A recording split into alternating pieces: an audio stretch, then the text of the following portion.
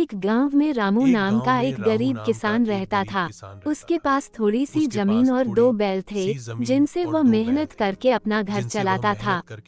दूसरी ओर गांव में ही एक अमीर सेठ रहता था, जिसके पास ढेर सारी जमीनें, नौकर और धन दौलत थी।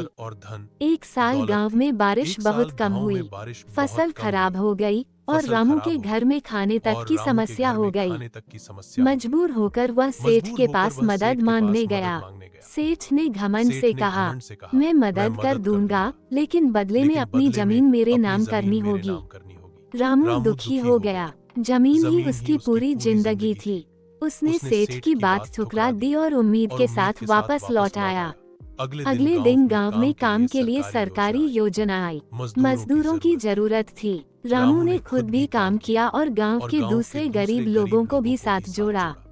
धीरे धीरे मेहनत और ईमानदारी से उसने इतना पैसा कमा लिया कि उसका घर फिर से चलने लगा। उधर सेठ, जिसने सिर्फ पैसा जमा किया था लेकिन लोगों का भरोसा नहीं, अचानक बीमार पड़ गया। उसकी मदद को न कोई नौकर आया, न कोई रिश्तेदार।